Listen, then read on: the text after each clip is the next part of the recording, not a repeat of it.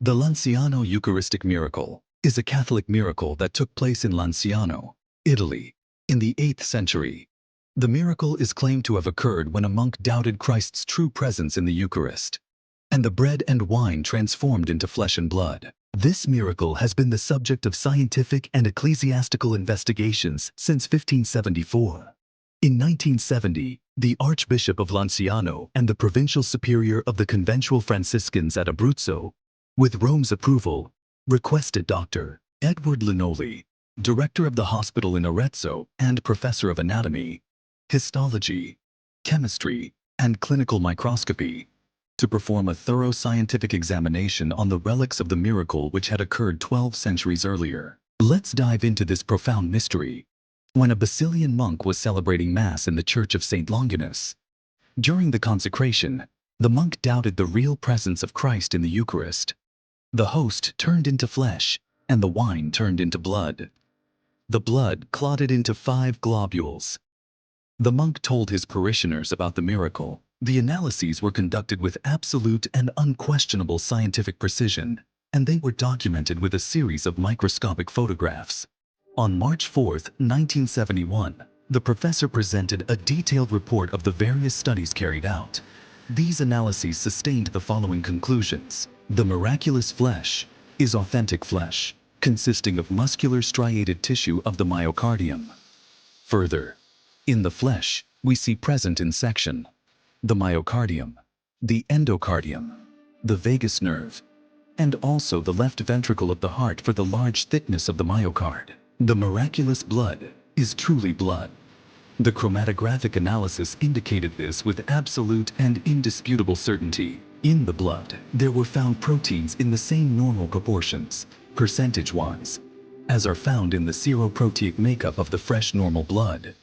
In the blood, there were also found these minerals: chlorides, phosphorus, magnesium, potassium, sodium, and calcium. The preservation of the flesh and of the blood, which were left in their natural state for 12 centuries and exposed to the action of atmospheric and biological agents, remains an extraordinary phenomenon. The immunological study shows with certitude that the flesh and the blood are human, and the immunohematological test allows us affirm with complete objectivity and certitude that both belong to the same blood type, AB, the same blood type as that of the man of the shroud. Blood type identical to that which Professor Bima Bologna uncovered in the Holy Shroud of Turin, and the type most characteristic of Middle Eastern populations. The flesh consists of the muscular tissue of the heart in its essential structure. The proteins contained in the blood have the normal distribution, in the identical percentage as that of the serous proteic chart for no normal fresh blood. The figure 1 is a Eosin X200 that shows an overall histological aspect of a flesh sample, with fibers collected in bundles with longitudinal orientation as it occurs in the outer surface layers of the heart. Second figure shows the miracle heart in Lanciano in Mallory X250, an artery and, very close, a branch of the vagal nerve. And the third figure depicts miracle heart in Lanciano in Mallory X400, evidence of the rough aspect of the endocardium, the syncytial structure of the myocardial tissue. Fourth figure is an elution absorption test, X80. Above, hemagglutination test on blood sample in Lanciano. On the left, anti-A serum used. On the right, anti-B serum. Below, hemagglutination test on a flesh sample in Lanciano. Left, with anti-A serum. Right, with anti-B serum. It appears thus that the flesh and the blood in Lanciano belong to the AB blood group. The last figure is an electrophoretic pattern of blood proteins, chromoscan photometer. The profile of serum fractions is normal and superimposable to that of a fresh serum sample. No histological dissection has revealed any trace of salt infiltrations or preservative substances used in antiquity for the purpose of embalming. Professor Linoli also discarded the hypothesis of a hoax carried out in past centuries, as opposed to one 200 years old. This report was published in the Sclave Notebooks in Diagnostics, collection number 3, 1971, and aroused great interest in the scientific world.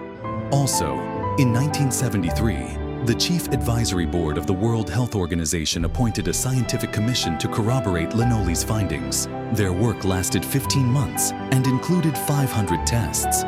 It was verified that the fragments taken from Lanciano could in any way be likened to embalmed tissue. As to the nature of the fragment of flesh, the commission declared it to be living tissue because it responded rapidly to all the clinical reactions distinctive of living beings. Their reply fully corroborated Professor Lannoli's conclusions.